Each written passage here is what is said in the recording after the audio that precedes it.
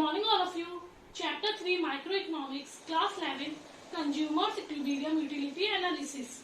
Next topic, concept of consumers equilibrium. Concept of consumers equilibrium. Consumer means one who consume goods and services. One who consume goods and services. And equilibrium means balance, or we can say most satisfying point. Most satisfying point. So consumers equilibrium means most satisfying point of consumer. सबसे ज्यादा consumer को satisfaction कब मिलता है उसी को हम क्या कहते हैं, कंज्यूमर इक्विलिब्रियम. और सबसे ज्यादा सेटिस्फेक्शन उसे कब मिलता है, कम से कम कीमत में वो अच्छी से अच्छी चीज खरीद पाए. लेकर गया था 10 रुपए, उसे 15 रुपए की कोई चीज मिल गई. ये लेकर गया था 12 रुपए और buy one get one free मिल गया. मतलब उसे कम से कम चीज में या कम से कम पैसों में अच्छी से अच्छी चीज मिल जाए, तभी कंज्यूमर को सबसे ज्यादा सेटिस्फेक्शन मिलता है. वो 400 रुपए लेकर गया था, सामान 300 में ही आ गया, तो कंज्यूमर सेटिस्फाई हो गया. So concept of consumer equilibrium means most satisfying point of consumer. या सबसे ज्यादा बैलेंस में कब होता है कंज्यूमर, या सबसे ज्यादा आप बोल सकते हैं सेटिस्फाई कब होता है consumer. So consumer is in equilibrium when given his income and market price. When उसे पता है उसकी इनकम कितनी है, उसके पास पैसा कितना है. व्हेन गिवन हिज इनकम, और उसे ये भी पता है मार्केट में लगभग कितना प्राइस होगा, and market price. So when given his income and market price, he plans his expenditure. वो अपने एक्सपेंडिचर इस तरह से प्लान करता है, he plans his expenditure in such a manner that his total satisfaction is maximized. So consumer कब equilibrium में होगा, जब उसे पता है when given his income, उसकी इनकम कितनी है, when given his income and market price, जब उसे पता है इनकम कितनी है और मार्केट प्राइस कितनी, तब भी वो अपने एक्सपेंडिचर इस तरह से प्लान कर रहा है कि उसका सेटिस्फेक्शन कैसा हो जाए, या टोटल सेटिस्फेक्शन उसका कैसा हो जाए, मैक्सिमम हो जाए. So a consumer is in equilibrium when given his income and market price, he plans his expenditure in such a manner that his total satisfaction is maximum या मैक्सिमाइज्ड. क्लियर. तो एक consumer कब सबसे ज्यादा satisfy होता है, जब उसे पता है उसके पास कितने पैसे हैं, उसे ये भी पता है मार्केट में प्राइस कितनी, तब भी वो अपने एक्सपेंडिचर इस तरह से प्लान करता है कि उसका जो टोटल सेटिस्फेक्शन है वो क्या हो जाए, मैक्सिमम हो जाए. उस पॉइंट को हम बोलते हैं consumers equilibrium. Clear. So in consumers equilibrium there are two cases, one commodity case and two commodity case. Firstly we will discuss one commodity case, then two commodity case. So consumers equilibrium in one commodity case,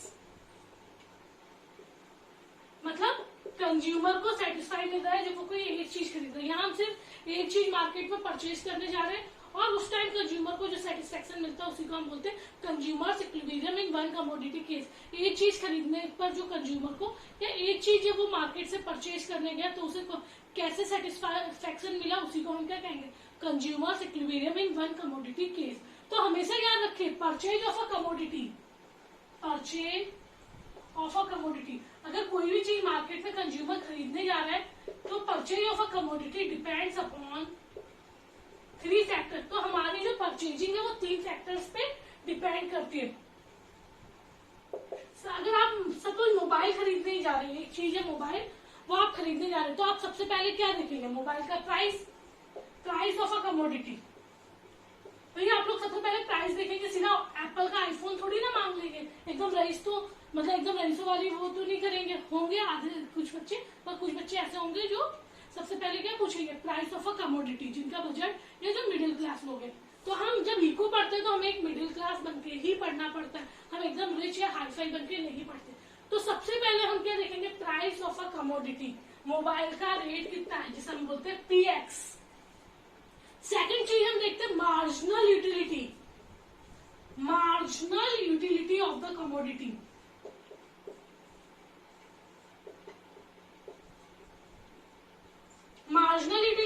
कल ही देखा था real satisfaction. भाई हमने mobile तो खरीद लिया, price भी ठीक थी, पर उसमें कोई फीचर ही नहीं, तो भाई जो मोबाइल है उससे हमें सेटिस्फाई हो रहे हैं, तो marginal utility of a commodity. और नंबर थर्ड देखते हैं मार्जिनल यूटिलिटी ऑफ मनी।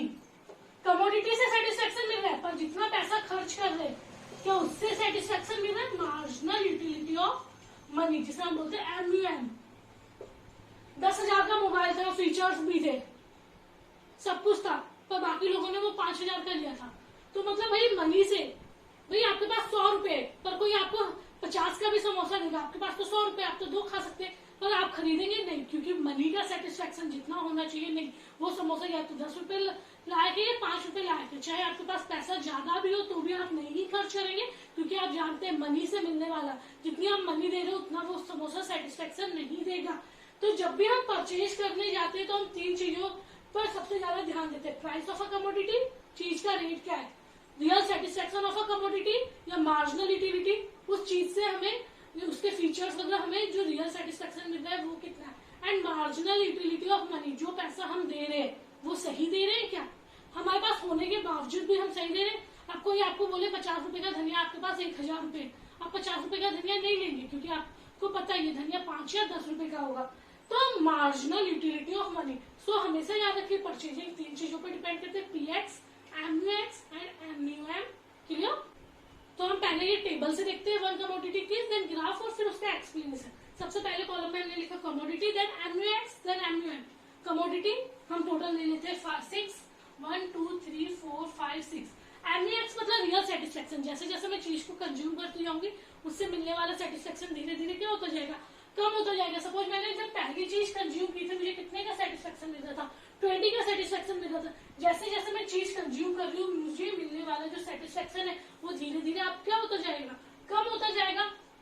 तो धीरे धीरे जैसे जैसे मैं चीज कंज्यूम कर रही थी, एक टाइम ऐसा है मेरा सेटिस्फेक्शन 0 भी हो गया और नेगेटिव भी हो गया। कल भी हमने टेबल देखी थी मार्जिनल यूटिलिटी की, तो जैसे जैसे मैं चीज को कंज्यूम करती हूँ तो एक टाइम बाद मेरा जो रियल सेटिस्फेक्शन है वो 0 भी हो जाता है और नेगेटिव भी हो जाता है। Then marginal utility of money. Marginal utility of money का फॉर्मूला होता है MUX अपॉन PX, मनी से मिलने वाला सेटिस्फेक्शन। मैं सपोज मान लेते हैं चीज है या कोई भी प्राइस है उसकी 4 रुपी, मैं एक पेन की बात करती हूँ, एक पेन है उसकी प्राइस है 4 रुपी, एक चपाती है उसकी प्राइस है 4 रुपी। तो जब मैंने सबसे पहली कमोडिटी कंज्यूम की तो मुझे कितने का सेटिस्फेक्शन मिल रहा है, 20 डिवाइडेड बाय 4, कितने का सेटिस्फेक्शन मिल रहा है, 5 का। मतलब मैं दे कितना रही हूँ, 4 रुपए, पर मनी से सेटिस्फेक्शन मिल कितना रहा है, 5 रुपए। तो कंज्यूमर ये चीज खरीदेगा, भाई खरीदेगा, क्योंकि price is less than satisfaction या satisfaction is greater than price.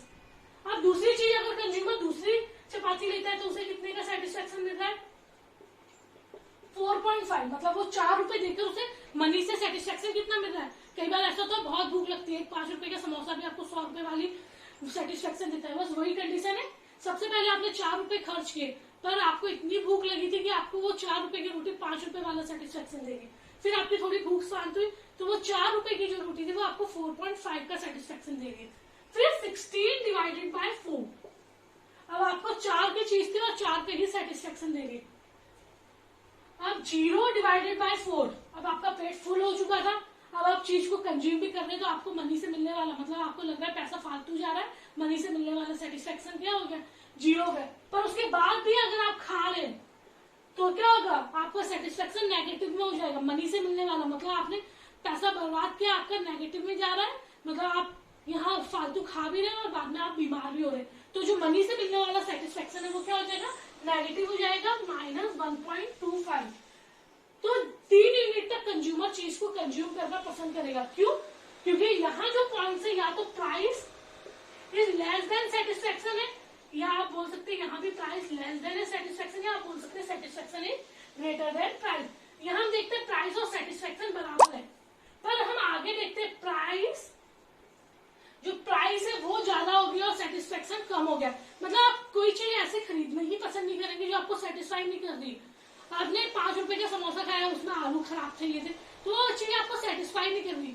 तो जब आपकी प्राइस ज्यादा हो जाएगी और आपको सेटिस्फेक्शन नहीं मिलेगा तो आप वो चीजों को परचेज करना बंद कर देंगे, और उसके बाद तो आपका सेटिस्फेक्शन नेगेटिव भी चला गया। तो यहाँ भी क्या प्राइस ग्रेटर देन है सेटिस्फेक्शन। तो कंज्यूमर कितनी यूनिट्स खरीदेगा? 3 यूनिट्स, क्योंकि स्टार्टिंग में तो भाई सेटिस्फेक्शन ज्यादा और प्राइस कम है। फिर ऐसा पॉइंट आया भाई हाँ हमने सोचा था 5 का समोसा 5 का ही मिल गया, तो मतलब जितना प्राइस था उतनी ही सेटिस्फेक्शन मिल गया।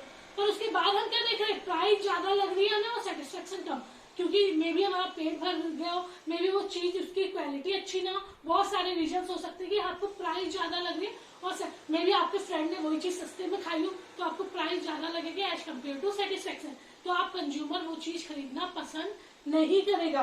तो सबसे पहले हम लिखेंगे will consumer buy first unit, क्या कंज्यूमर पहली यूनिट खरीदेगा? हम लिखेंगे यस, क्यों? Because satisfaction is greater than price. Same second unit खरीदेगा? Yes, same reason, satisfaction is greater than price. Third unit खरीदेगा? यहाँ भी हम यस लिखेंगे, satisfaction is equal to price. Fourth unit खरीदेगा वो? Will consumer buy fourth unit? No, because price is greater than satisfaction. और fifth unit में भी हम लिखेंगे no, because price is greater than satisfaction. Clear? तो कंज्यूमर तब तक चीज कंज्यूम करता है या तो प्राइस और सेटिस्फेक्शन बराबर हो या सेटिस्फेक्शन ज्यादा हो एज कम्पेयर टू प्राइस। जब उसे लगने लगता है वो महंगी चीज खरीद रहा है तो वो उस चीज को या उससे उतना सेटिस्फेक्शन नहीं मिल रहा है उस चीज से, तो वो चीज खरीदना क्या कर देगा? बंद कर देगा, कम कर देगा। तो वो तब तक ही चीज खरीदता है जब सेटिस्फेक्शन ज्यादा हो प्राइस से, या आप बोल सकते हैं प्राइस और सेटिस्फेक्शन बराबर हो। जब प्राइस ज्यादा हो जाएगी वो कभी भी वो चीज परचेज नहीं करेगा। Clear all of you? Graph देख लेते हैं नॉन कमोडिटी केस का। तो जो आपका प्राइस ऑफ अ कमोडिटी है वो कैसा है? कांस्टेंट है। प्राइस कैसी है भाई? 4 रुपए किसी चीज की। जो मार्जिनल यूटिलिटी है एमयूएक्स है और एमयूएम हम वाई एक्सिस पे ले लेते हैं और कमोडिटीज को हमेशा कहाँ लेंगे? ओएक्स एक्सिस पे। आप क्या देख रहे हैं? एमयूएक्स जो आपका रियल सेटिस्फेक्शन है वो धीरे धीरे 20 है 18 16 धीरे धीरे आपका क्या होता जा रहा है? रियल सेटिस्फेक्शन कम होता जा रहा है, एक नीचे गिरता हुआ स्लोप होगा। प्राइस कैसी है? कांस्टेंट है 4 रुपीज। सपोज ये आपकी प्राइस है, प्राइस कांस्टेंट है, चाहे आप एक चीज खरीदे 2 चीज खरीदे, प्राइस आपकी है पीएक्स आपका क्या होगा? कांस्टेंट होगा। क्लियर? एक पॉइंट ऐसा आता है जितना आपका सेटिस्फेक्शन है उतनी ही प्राइस है, मतलब ये थर्ड वाला पॉइंट, मतलब प्राइस जितनी है उतने ही मनी का सेटिस्फेक्शन भी है। तो ये पॉइंट आपका हो जाएगा कंज्यूमर इस पॉइंट के बाद चीजें खरीदना नहीं पसंद करेगा। ये बैलेंस वाली सिचुएशन, तो इसे हम बोलते हैं कंज्यूमर्स इक्विलिब्रियम।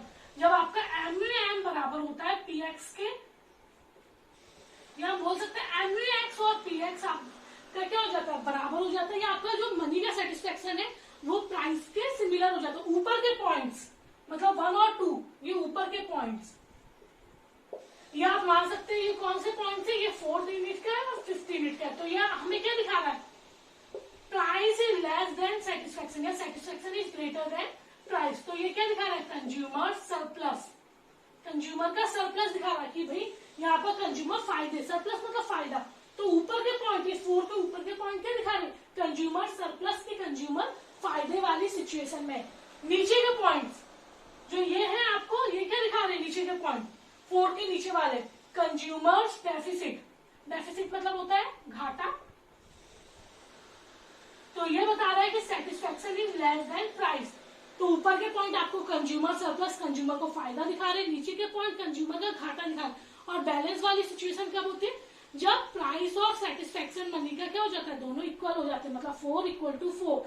जो आपका कहाँ आ रहा है? 3rd यूनिट पे आ रहा है। जब 4 और 4 एक दूसरे के क्या हो गए? प्राइस और मनी का सेटिस्फेक्शन दोनों बराबर हो गए। तो इसे हम क्या कहेंगे? पॉइंट ऑफ इक्विलिब्रियम या कंज्यूमर इक्विलिब्रियम वाला पॉइंट कहेंगे। जब आपका पीएक्स और एमयूएक्स है, एमयूएम आपका क्या इक्वल है, और जब पीएक्स मतलब जितना प्राइस है उतना ही आपको मनी का सेटिस्फेक्शन मिल रहा है, वो कंज्यूमर, इसके बाद कंज्यूमर चीज को खरीदने को प्रेफरेंस नहीं देगा। Clear all of you? Thank you.